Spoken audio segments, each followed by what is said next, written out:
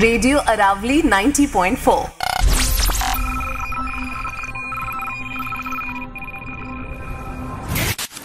आप सुन रहे हैं रेडियो अरावली 90.4 मेगाहर्ट्ज़ पर मीडिया एंड इंफॉर्मेशन लिटरेसी द्वारा तैयार कार्यक्रम अदृश्य अंतरिक्ष में खोज लोकतंत्र की। जब मंगल ग्रह को कॉमेट F66 ने नष्ट कर दिया तो वहां रहने वाले साइबॉर्ग्स नई ग्रह अदृश्य पर जा बसे। जिंदा रहने की होड़ में साइबॉर्ग में अराजकता फैल गई। दादी श्वेत और अन्य बुजुर्गों ने अदृश्य का प्रोटोकॉल चीफ बनाने के लिए चुनाव करवाया। 2 चीफ चुने गए, निरंकुश और लोकेश। इन दोनों ने मिलकर साइबॉर्ग्स को अदृश्य तक पहुंचाया था, पर नई कॉलोनी के प्रोटोकॉल्स को लेकर उनमें मतभेद हो गया। रंजिश इतनी बढ़ी कि हिंसा में बदल गई। शांति बनाए रखने के लिए दादी श्वेत ने अदृश्य पर 2 एरियाज बना दिए, ऑर्डर 1 और ओपन 43। ऑर्डर 1 के चीफ बने निरंकुश और ओपन 43 के लोकेश। अब आगे अदृश्य पर ओपन 43 और ऑर्डर 1 बनने के कुछ महीने बाद ओपन 43 का प्रोटोकॉल बेस लोकेश के साथ दादी श्वेत और प्रोटोकॉल कमेटी मेंबर्स शूर नहार और किया मल्ला।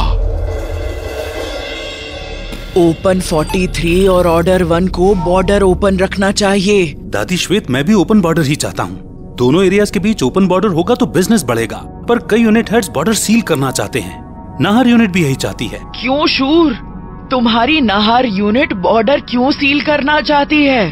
दादी श्वेत, जिन्होंने ऑर्डर 1 चुना है वो लोग वहीं रहे, यहाँ आने की क्या जरूरत है? वो लोग? हम सब मार्शियन साइबॉर्ग्स हैं, सब एक ही दुर्घटना के शिकार। हम एक नए प्लेनेट पे घर बसाने की कोशिश कर रहे हैं। अदृश्य को अगर मंगल जैसा बनाना है तो एक दूसरे के साथ मिलकर काम करना होगा। अगर मिलकर ही काम करना था तो क्यों अलग किया था आपने साइबॉर्ग्स को? ताकि लोगों का ध्यान झगड़ों से हटकर अदृश्य के विकास और सुरक्षा पर लगे। अब सिर्फ ओपन 43 का ही विकास होगा। ऑर्डर 1 पे क्या हो रहा है हमें उससे कोई लेना देना नहीं। अदृश्य की सुरक्षा हम खुद कर लेंगे। एक से भले 2 होते हैं, खासकर तब जब चुनौती जिंदा रहने की हो। साथ मिलकर अदृश्य को कॉमेट से सुरक्षित रखने का इंतजाम करेंगे तो काम जल्दी होगा। अलग अलग कोशिश करेंगे तो शायद बहुत देर हो जाएगी। जो मंगल पे हुआ वो अगर यहाँ दोबारा हुआ तो इस बार शायद साइबॉर्ग्स नहीं बच पाएंगे। ऑर्डर 1 और कैप्टन नी के लोगों को यहाँ आने की खुली छूट दी तो भी हम नहीं बचेंगे।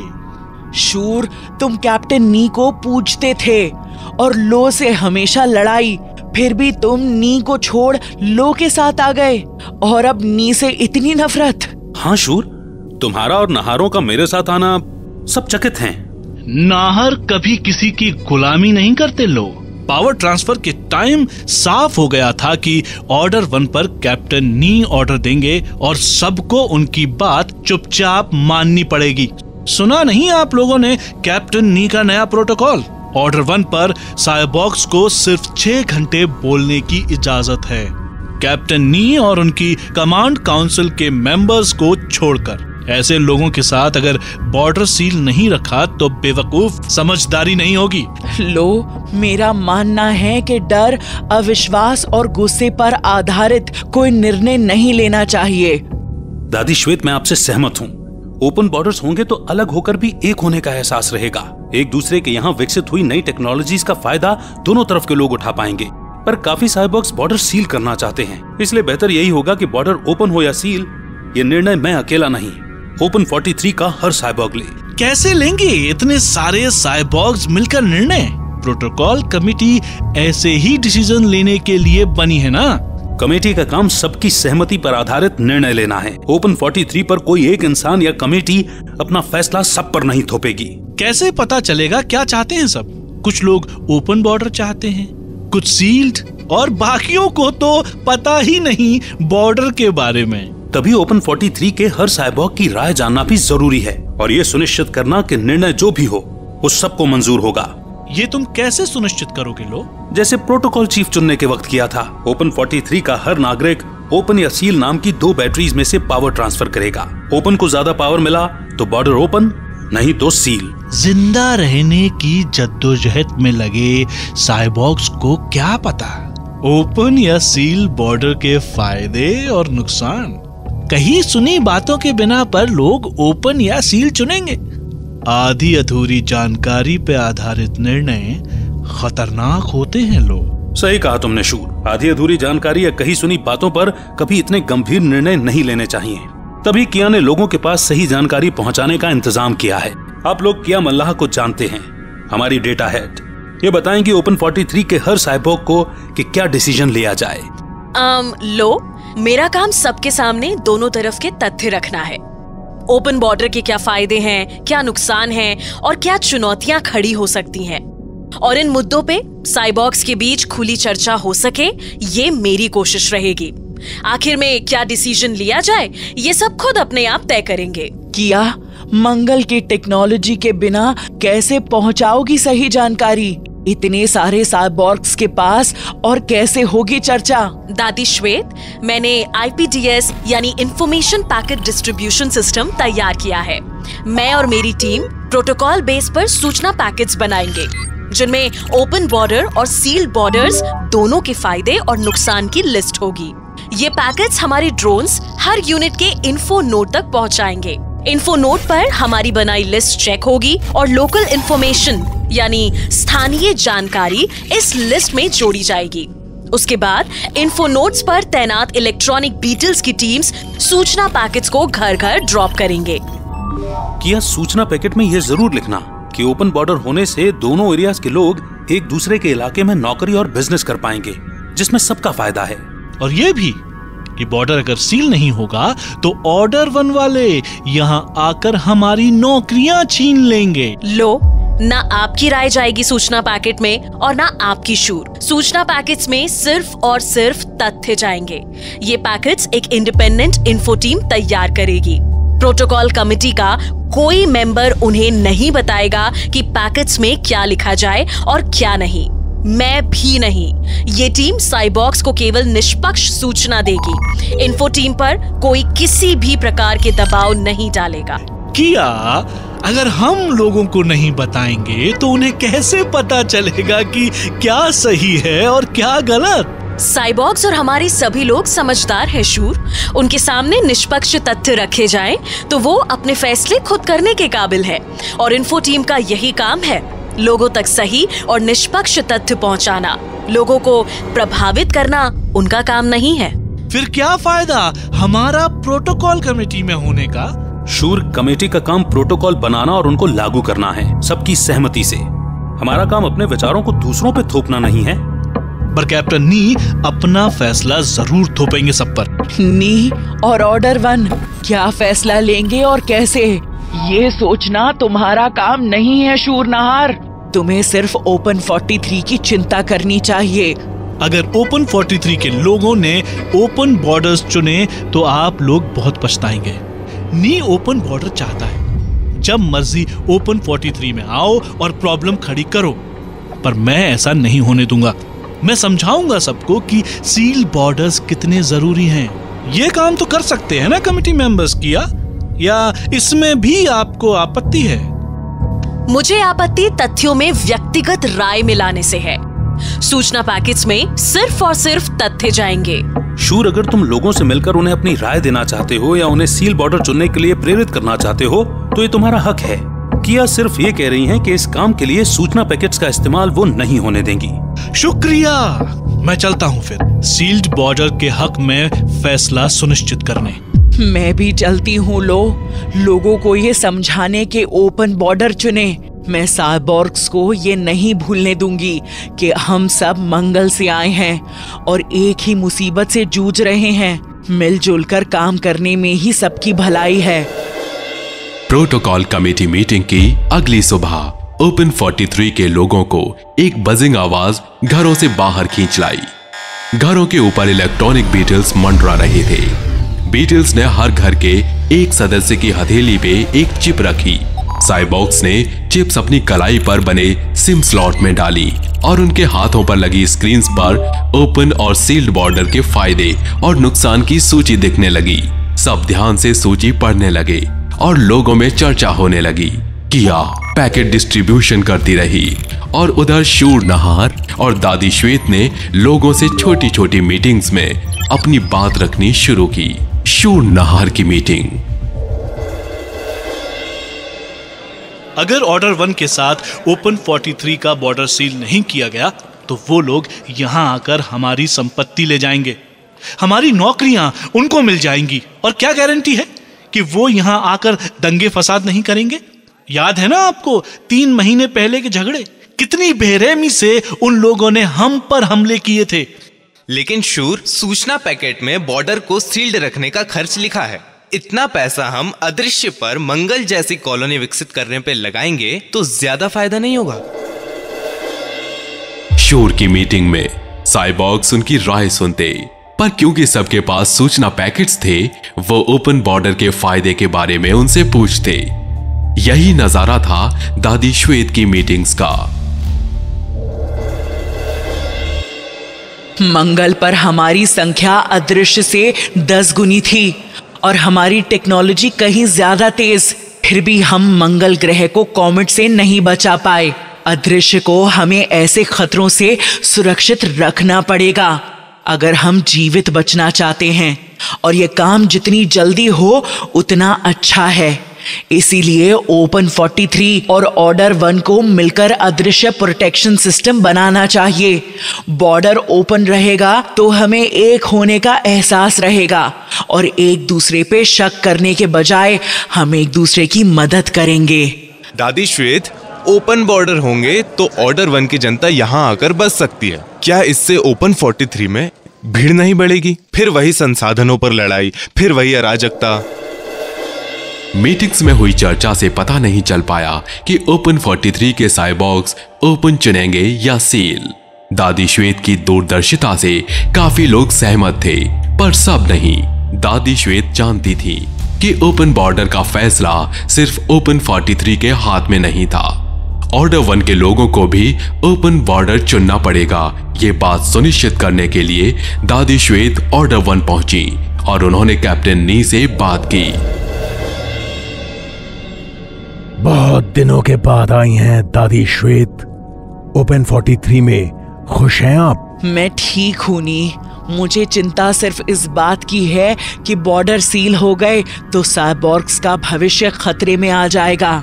दादी श्वेत, चिंता करने से क्या फायदा? सुना है ओपन 43 में ओपन या सील चुनने की तैयारी जोर शोर से चल रही है। हाँ, तुम्हारे यहाँ डिसीजन ले लिया गया है क्या? आपकी देखा देखी हमने सोचा हम भी अपने हर नागरिक की राय ले लें। किया मल्लाह का सूचना पैकेट सिस्टम हमने भी तैयार किया है। सबको पैकेट्स भेज दिए गए हैं। बस अब लोगों का जो निर्णय होगा वही तय करेगा अदृश्य का भविष्य। दादी श्वेत, आप चिंता ना करें। यहाँ लोगों में मंगल की यादें ताजा हैं। मिलकर रहने की बहुत लालसा है। मुझे लगता है आपका सपना पूरा होने वाला है। ये सिर्फ मैं नहीं, हर समझदार साइबॉर्ग का सपना होना चाहिए। 2 हफ्ते बाद ओपन 43 का प्रोटोकॉल बेस। सब साइबॉर्ग्स ओपन और सील बैटरीज में पावर ट्रांसफर कर चुके हैं। अब प्रोटोकॉल कमेटी को नतीजों का इंतजार है। नतीजे आ गए हैं। ओपन 43 के 46% साइबॉर्ग्स ने सील चुना और 54% लोगों ने बॉर्डर्स ओपन रखने का निर्णय लिया है। इसका मतलब बॉर्डर ओपन रहेगा। शुक्र है, लास्ट मिनट तक नहीं पता था कि लोग क्या चुनेंगे। लो, ऑर्डर 1 से निर्णय आना बाकी है, तभी पता चलेगा बॉर्डर ओपन रहेगा या सील होगा। ओपन बॉर्डर में ही हम सबकी जीत है। जीत सिर्फ कैप्टन नी की हुई है।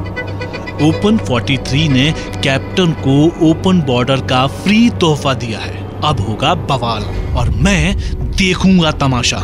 मुझसे या नहारों से मदद की उम्मीद मत रखना। लो शूर, ऐसा कुछ नहीं होगा। 2-4 दिनों में तुम्हें ओपन बॉर्डर की आदत पड़ जाएगी, फिर शायद तुम्हें इसके फायदे भी दिखने लगेंगे। ऑर्डर 1 से निर्णय आ गया है। ऑर्डर 1 ने बॉर्डर सील रखने का फैसला लिया है। क्या? ऑर्डर 1 के 95% साइबॉर्ग्स ने सील बॉर्डर चुना है। ये कैसे? नी ने तो कहा था कि ऑर्डर 1 के लोग ओपन बॉर्डर चाहते हैं। हमें ऑर्डर 1 के कुछ सूचना पैकेट्स हाथ लगे हैं दादी श्वेत। कैप्टन नी ने उनमें सिर्फ ओपन बॉर्डर के नुकसान और सील बॉर्डर के फायदे लिस्ट किए थे। साथ में एक और लिस्ट भेजी थी ऑर्डर 1 के लोगों को, जिसमें ओपन 43 और लोग की निंदा की गई थी। कैसी निंदा? ये कि ओपन 43 में लोग लॉ एंड ऑर्डर फॉलो नहीं करते और अपनी मनमानी करते हैं। और मेरे बारे में क्या लिखा था? झूठी बातें थी लो, जानकर क्या फायदा। मुझे जानना है, क्या बताओ। यही कि तुम धोखेबाज और नमक हराम हो। तुम्हारी किसी बात पर भरोसा नहीं किया जा सकता। क्या? ये क्या हो गया है नी को? मैंने आपसे कहा था कि कैप्टन नी अब भरोसा करने के लायक नहीं है। तुमने तो ये भी कहा था नी ओपन बॉर्डर चुनेगा। ये बात कुछ समझ नहीं आई कि नी ने क्यों सील बॉर्डर चुना।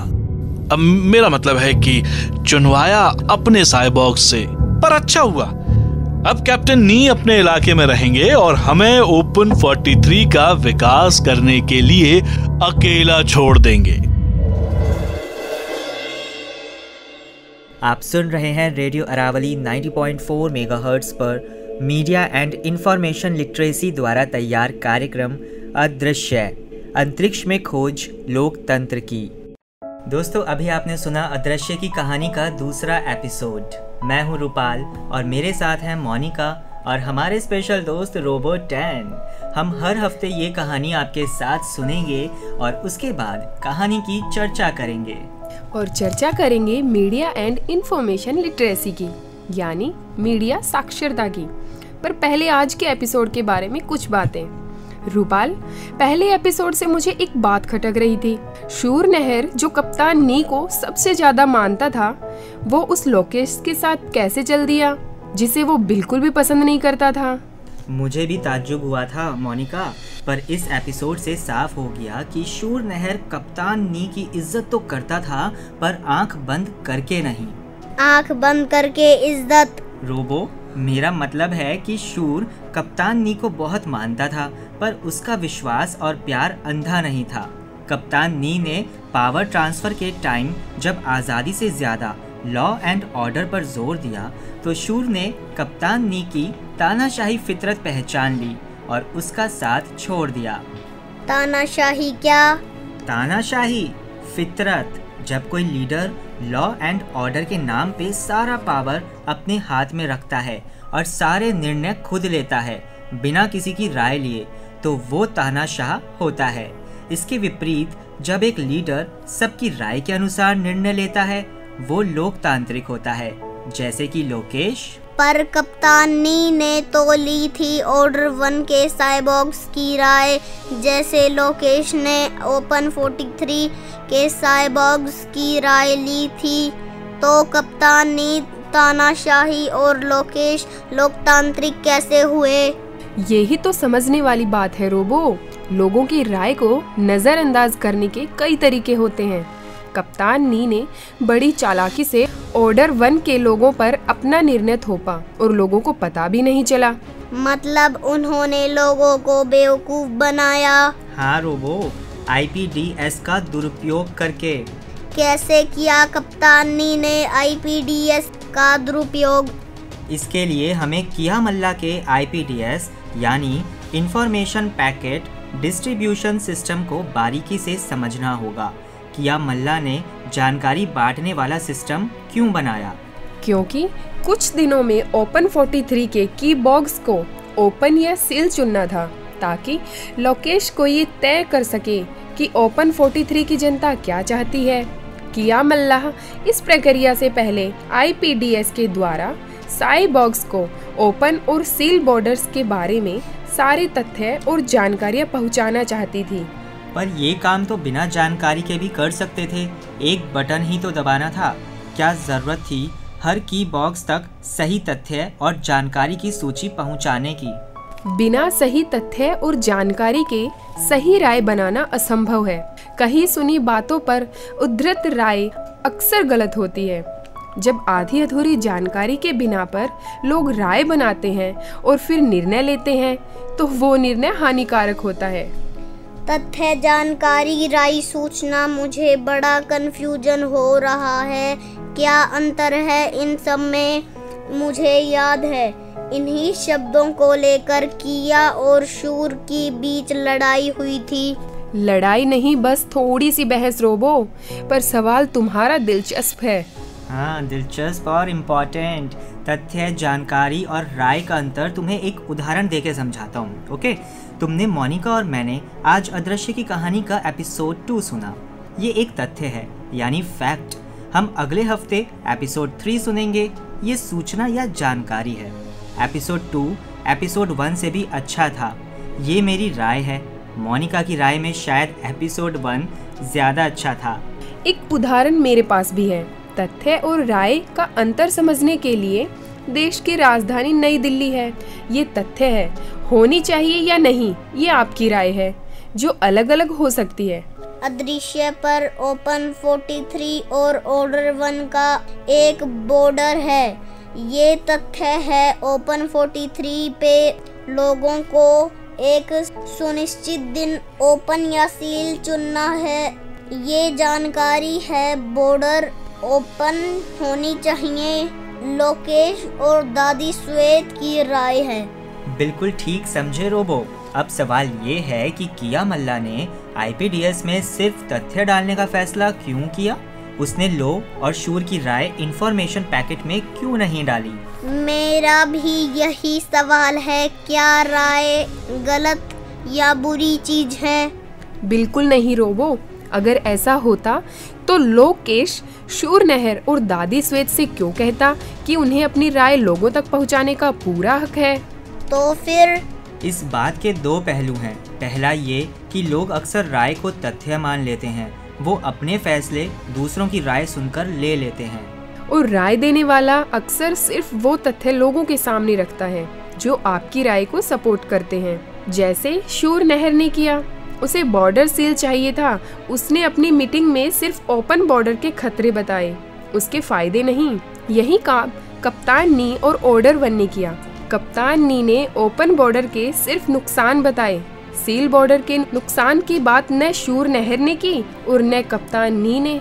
बात दोनों की एक जैसी है, पर नतीजे दोनों के बिल्कुल अलग आए। शूर के ज्यादातर साथियों ने ओपन चुना और नी के लोगों ने सील। ऐसा क्यों? क्योंकि ओपन 43 पर किया मल्ला ने ओपन और सील दोनों के फायदे और नुकसान की लिस्ट सबके पास भेजी थी। लोग समझ गए थे शूरनहर एक तरफा बात कर रहे हैं और उनकी बातें तथ्य नहीं, सिर्फ उनकी राय है। यही सिलसिला दादी श्वेत की मीटिंग में भी हुआ। लोगों ने सही जानकारी और दोनों तरफ की राय सुनने के बाद निर्णय लिया। ऑर्डर 1 पर बिल्कुल उल्टा हुआ।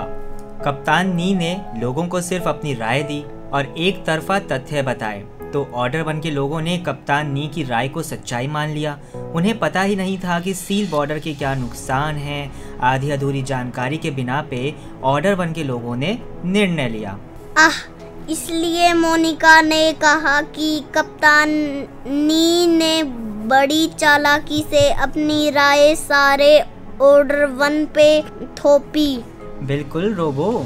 ऐसा करके कप्तान नी ने अपने ही साथियों से झूठ बोला और उन्हें बेवकूफ बनाया। झूठ कहाँ बोला? उसने तो आधा सच बोला और आधा छुपाया। ये भी झूठ बोलने का एक तरीका है रोबो, कि आप सामने वाले को आधी जानकारी दो और आधे तथ्य छुपा लो। अब आप ऐसा काम जानबूझकर कर सकते हो तो ये धोखा देने के बराबर है। हाँ मोनिका, कायदे से आपको लोगों के सामने सारी जानकारी रखनी चाहिए और अगर आप अपनी राय देना चाहते हैं तो लोगों को बताकर कि ये आपकी राय है। लोकेश ने बिल्कुल वैसा किया जैसे अभी तुमने कहा रूपाल, पर ऐसा करना रिस्की हो सकता था। मान लो ऑर्डर 1 ओपन बॉर्डर चुनता, लेकिन ओपन 43 के लोग सील चुन लेते। फिर लोकतंत्र में अपनी बात मनवाने से ज्यादा महत्वपूर्ण होता है लोगों तक सही जानकारी पहुंचाना। ट्रांसपेरेंसी निश्चित रखना, उनकी निर्णय लेने की आज़ादी को बरकरार रखना और सबकी राय लेकर चलना, चाहे इसके लिए लीडर को कितना भी नुकसान क्यों ना उठाना पड़े। मैं तुमसे बिल्कुल सहमत हूँ रूपाल।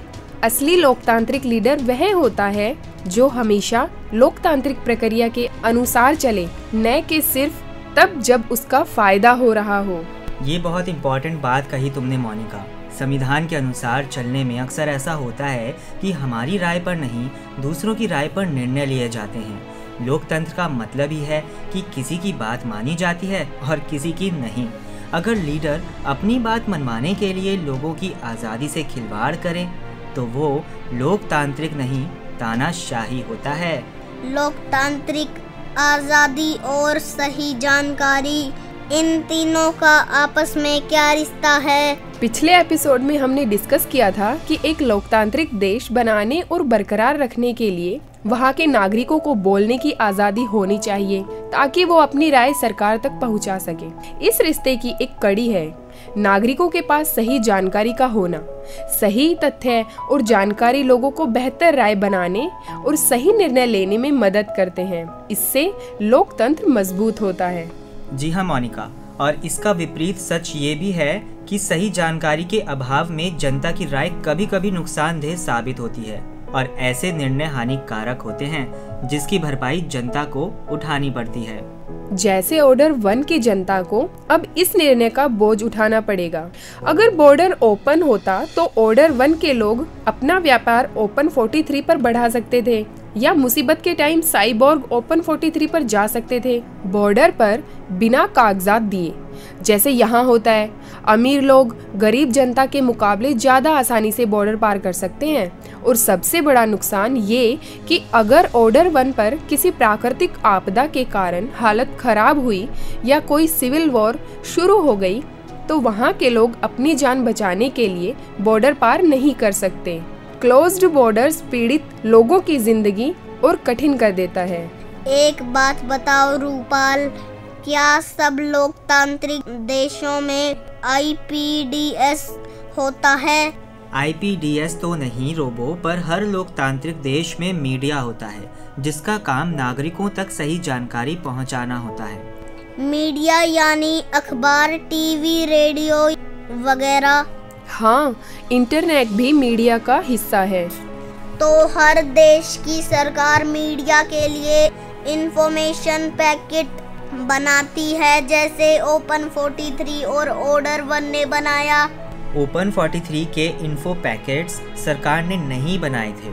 तथ्यों की सूची एक इंडिपेंडेंट समिति ने बनाई थी। US समिति पर ओपन 43 की सरकार का कोई दबाव नहीं था।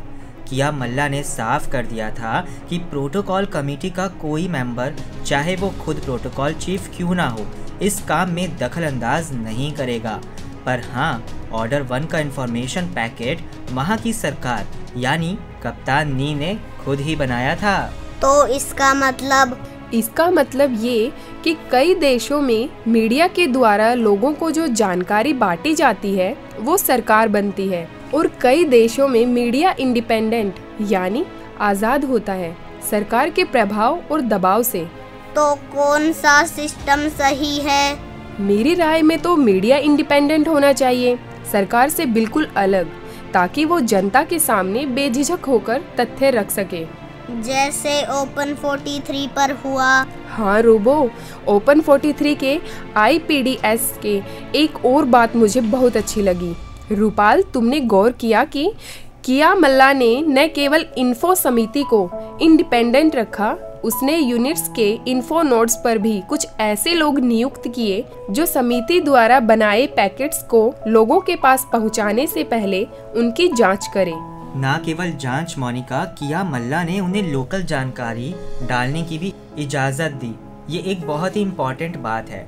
हर यूनिट बॉर्डर से अलग अलग दूरी पे थी, इसके चलते उनको ओपन या सील बॉर्डर के कुछ लोकल फ़ायदे और नुकसान हो सकते थे जो बाकी यूनिट्स को नहीं होते।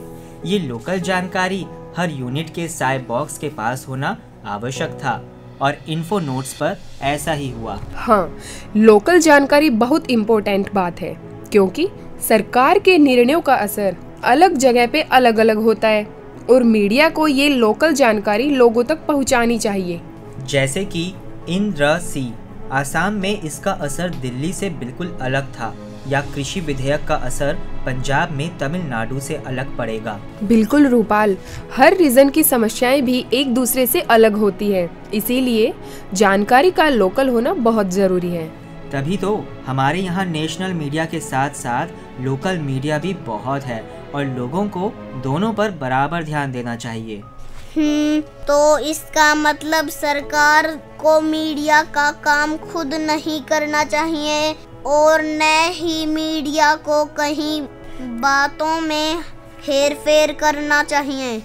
इम्पॉर्टेंट बात ये है रोबो कि मीडिया इंडिपेंडेंट होना चाहिए। इसका मतलब ये नहीं कि मीडिया वाले किसी भी मुद्दे पर अपनी या किसी और की राय नहीं दे सकते, जरूर दे सकते हैं, पर लोगों को साफ साफ बताकर कि कौन सी बात राय है और कौन सी तथ्य है। अब बहुत हुई बातें मीडिया की, मुझे रह रहकर दादी श्वेत की याद आ रही है। कितनी दुखी हुई होगी दादी श्वेत, वो साइबर्ग्स को इकट्ठा नहीं रख पाए। कोशिश तो पूरी की उन्होंने।